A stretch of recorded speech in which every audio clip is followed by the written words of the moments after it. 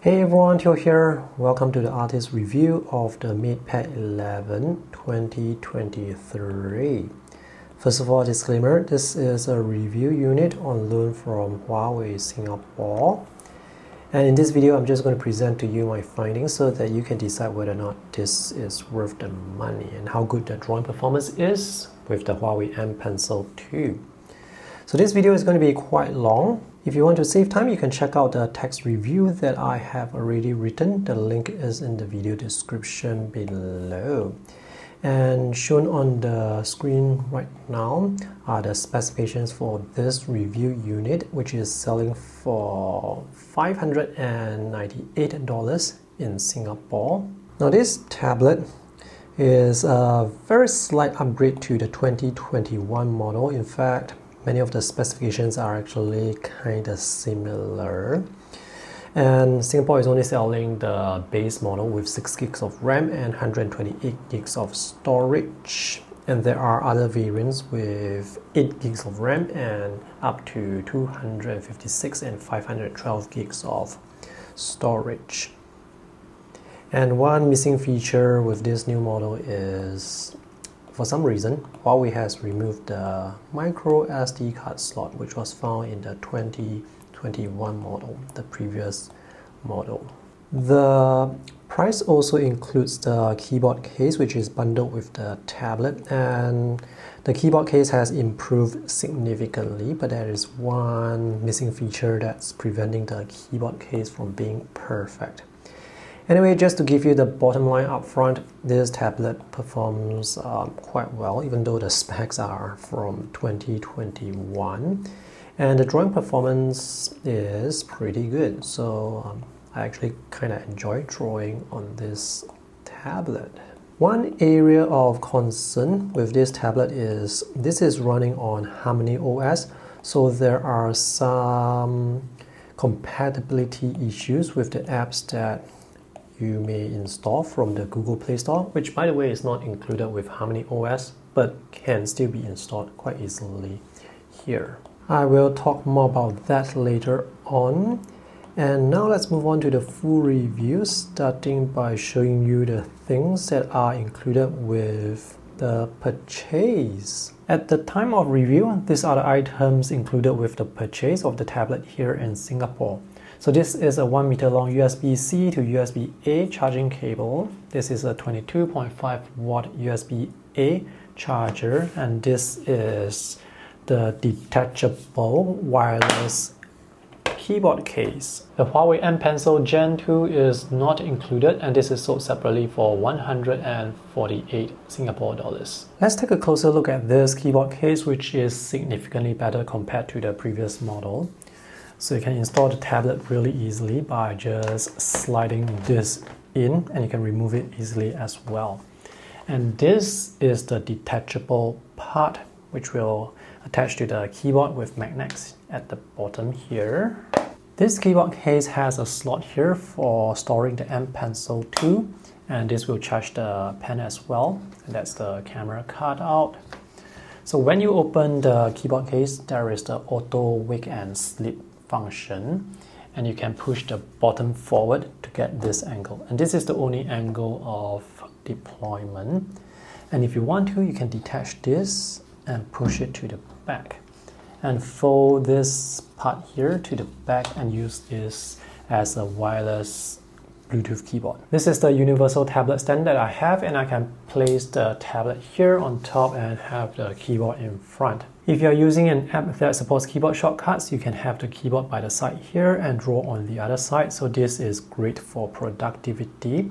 With other Android tablets that do not have a detachable Bluetooth keyboard, you will have to use the keyboard shortcuts here, and this is kind of awkward. I like this keyboard case because it has full protection on all sides. The matte textured surface is nice, but it does add more weight and makes the tablet noticeably thicker. If I have to hold a tablet and draw, I will remove the keyboard case because this does add a lot more weight to the tablet, which is 480 grams.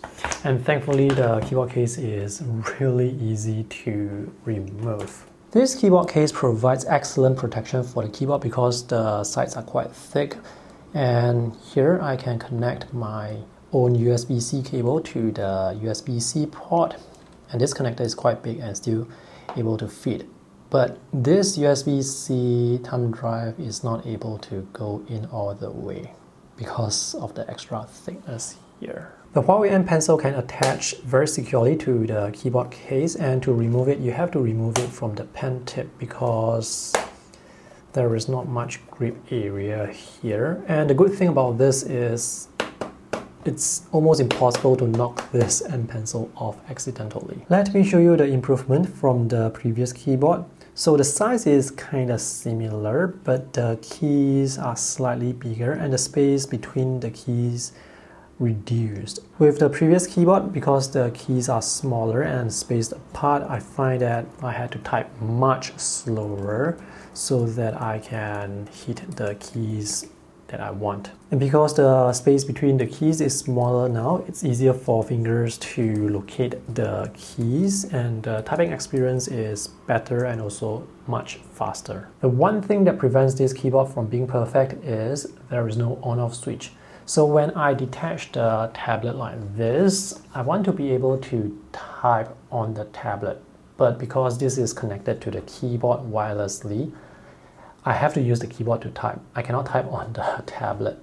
And to disable the keyboard, I have to go into the settings, and that's quite inconvenient. So having a physical on-off switch would be so much more convenient. And now let's look at the design. The design aesthetics of the Huawei MatePad 11 2023 looks kind of similar to the MatePad tablets from 1 or 2 generations ago. This is the MatePad 10.8 2021, which I'm still using, and the battery life is holding up really well. So the bezels are still quite thin, we have rounded corners, and the LCD is also rounded off at the corners. And the sides are still curved, so this is a very comfortable tablet to hold in hand due to the curved sides. And on the back, we can see slight design changes. So now there is this shimmering design on the back, and also the camera bump design is different. There are 2 speakers at the top and 2 at the bottom. So this tablet has 4 speakers, and the audio quality is pretty good. The audio is loud, clear, and has depth.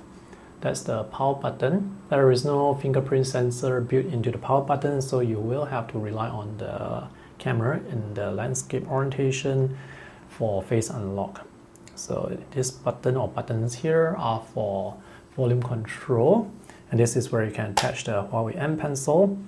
The magnetic attraction or attachment is quite strong, but it is still possible to knock the M Pencil off accidentally, but not if you use the keyboard case. So this tablet is quite thin, and at the bottom there are the 2 speakers again, and the USB-C charging port only has USB 2 transfer speeds, and this cannot output video. At the bottom there is the keyboard connector, and we are back to the top. So what's missing on the sides is the micro SD card slot. The only model sold here in Singapore comes with 128 gigs of internal storage, and without the micro SD card slot, that amount of storage feels limiting to me. Now, if you are an artist who creates a lot of artworks, then that amount of storage can be a constraint. However, if you are just using the tablet for watching shows, checking emails, doing social media, and other light tasks, then 128 gigs should be sufficient.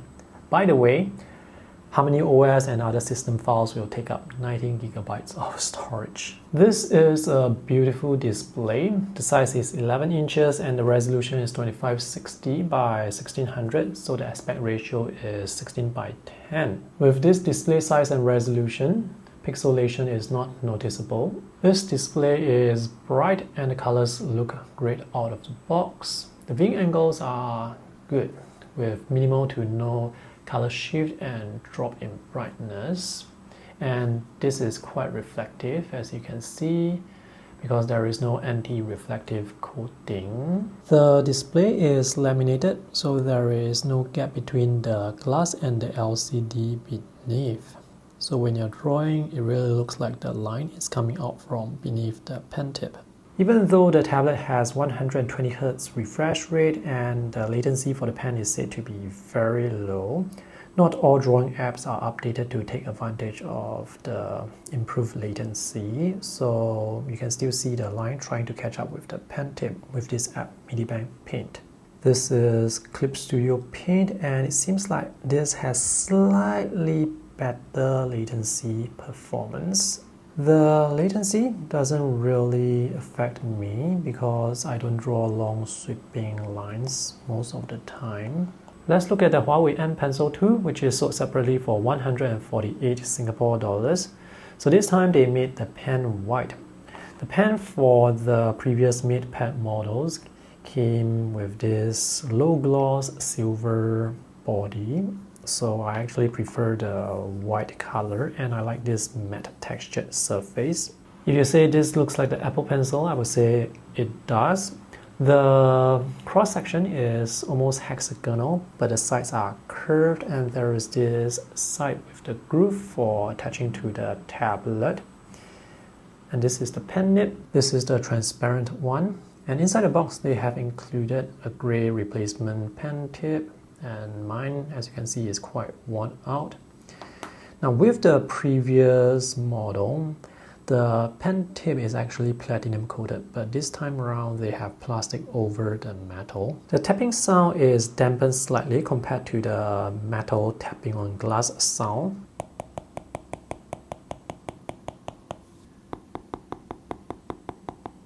The Huawei M Pencil does not have any side button or eraser at the back. There is a double tapping shortcut, but this is not compatible with many apps. Time for some line tests.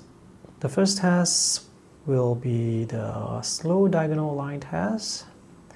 So I'm trying to draw the lines, the diagonal lines, as slow and as straight as I can.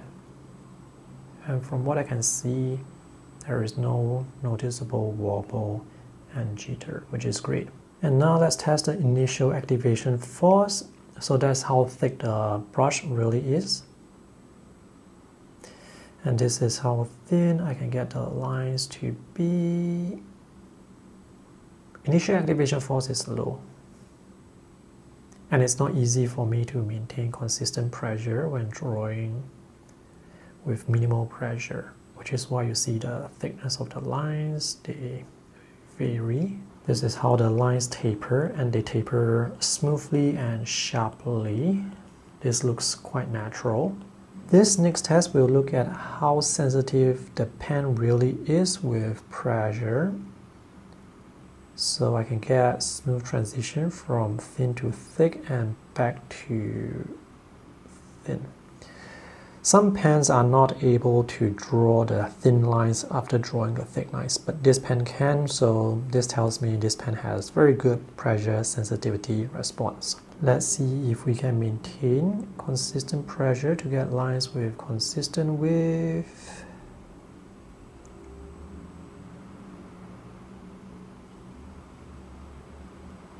Okay, so these are diagonal lines as well, and the lines are quite smooth, again without noticeable wobble or jitter. Next, we will test cursor misalignment and tracking accuracy.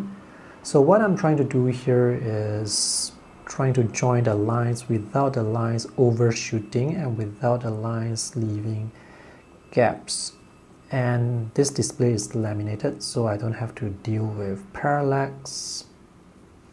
And tracking seems to be quite accurate, as in the line is always appearing directly beneath the pen tip, which is why I can join the lines properly without gaps and without overshooting. And tracking is very accurate regardless of how you hold the pen. So you can hold the pen at this very low angle, and the cursor or the line will not stray away from the pen tip. The pen supports tilt sensitivity as well, and the thickness of the line can vary depending on the angle of the pen, and the transition is quite smooth. Let's talk about drawing experience. I usually use my tablets as digital sketchpads that I can bring around easily, and this 11-inch display is a good size to work with. This is quite similar in size to an A5 size sketchbook, except it's slightly wider. And as mentioned earlier, this is comfortable to hold due to the curved sides, and this is lightweight enough to hold for long periods of time. If you use a drawing app that has a lot or many user interface elements like palettes on the side, toolbars, the amount of space that you are left with for drawing is reduced. So it's best to use apps that have minimal user interface. If you want to use apps like Clip Studio or Krita, it's best to use them on larger displays so that you have more space for the palettes by the side. And with these apps, you do need those palettes by the side because it's going to allow you to work more effectively and more productively. If you are working at home and you are using an app such as Clip Studio, you can use the keyboard shortcuts to hide the palettes or the UI elements, and this will give you more space to draw. And when you need the palettes or the tools back, you can use the keyboard shortcut again to bring them back. So this is obviously very useful. However, if I am drawing with the tablet outdoors, then I am most likely holding the tablet like this, so I won't be using the keyboard. And as such, I will be using some other app that has minimal user interface. My overall experience with drawing on this tablet is very positive because the lines, they always come out the way I expect them to. The performance is predictable and consistent. So the line quality is pretty good, which is most important when it comes to drawing, obviously. So if you need to use a tablet for creating professional manga, for illustration, this tablet is definitely capable of creating professional art. For me, I'm just using my tablets for sketching. Palm rejection works well, so I can have my palm on the display or use my finger to draw, and I will not be able to introduce any stray strokes. My main sketching and illustration app is actually Concepts because I really love the textures of the pencil and the chalk brush. Alright, let's talk about the performance of this tablet. Now, this tablet is using Snapdragon 865, which is the same chip from 2021's model. There is another variant of this tablet with Snapdragon 870. Anyway, I'm not really into benchmarks. The main thing I want to tell you is the overall tablet performance is smooth and lag-free even with multitasking. This tablet is capable of playing graphics-intensive games as well, and the visuals look great, and you can use keyboard to game. The battery life is amazing. You can get around 10 to 12 hours with auto brightness. This is running on HarmonyOS 3.1 at the time of review, and the App Store is the Huawei App Gallery, which I don't quite like because each time you launch it, there is this ad before it goes into the actual App Store. And most of the apps here are actually for the Chinese market, so there are many Chinese apps. Google Play Store is not included with HarmonyOS, but if you want to install Google Play Store, you can do so very easily by searching for this app G-Space from the Huawei App Gallery and install this first. Once you have installed G-Space, you will have access to Google Play Store and all the apps available from the Google Play Store. So these are bookmarks to some of the apps that you can install by tapping on them, or you can just go to the Google Play Store homepage and search for your own apps. Now, G-Space is ad supported, but you can pay a one-time purchase to remove the ads. I did a search for Infinite Painter and it says that this app will not work on this device. More specifically, it will not work through G-Space or within G-Space, so I had to install Infinite Painter using the APK that I downloaded from some APK website. And I was not able to restore my past purchase because this app and many other apps actually use Google Play services to restore past purchases that you have made through the Google Play Store. So if I tap here, which says this is a free version, there is supposed to be a buy button here showing the price, and when I tap this, nothing happens because HarmonyOS does not have Google Play services. So if you install APKs for apps that use or require Google Play services, you may not be able to restore your past purchases. With the Microsoft apps, I was able to sign in and get my subscription and all the features back. Most of the Google apps that I have installed through GSpace work fine. GSpace does not integrate completely with HarmonyOS, so there are some features that do not work.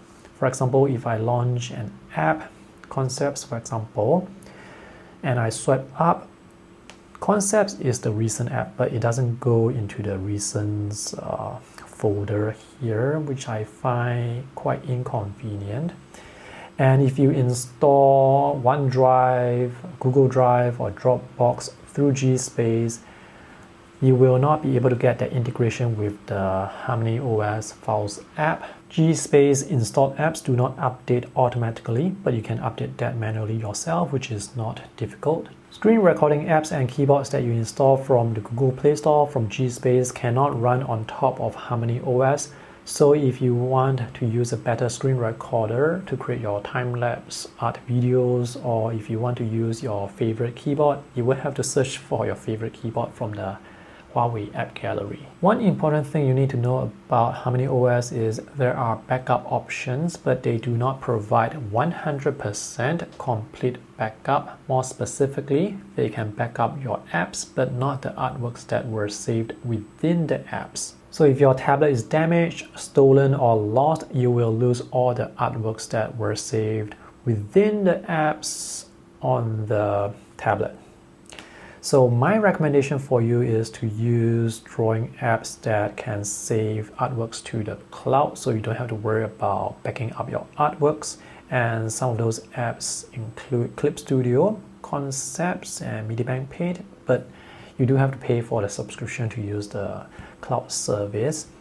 If you use apps like Krita, you can save your artwork directly to the folders, and you can copy the folder out to external storage or to Google Drive or OneDrive. Krita is great because it can save artworks outside of the Android system. If you use Infinite Painter, artworks are saved within the app, within Infinite Painter, so if the tablet is damaged, you will lose your artworks. So to back up artworks from Infinite Painter, for example, you will have to export the artworks out manually, one by one. And because internal storage on this tablet is limited, I would recommend you go with drawing apps that can save to the cloud, or go with Krita. If you happen to be using a Huawei laptop, there are many collaboration features you can have access to. For example, I'm running Windows 11 and I have just connected to the tablet using extended desktop mode. So I can move my window or apps from one display to the other and back, and the latency is pretty good. If you want to, you can also draw on the tablet, but there will be noticeable latency and the pen performance isn't as good.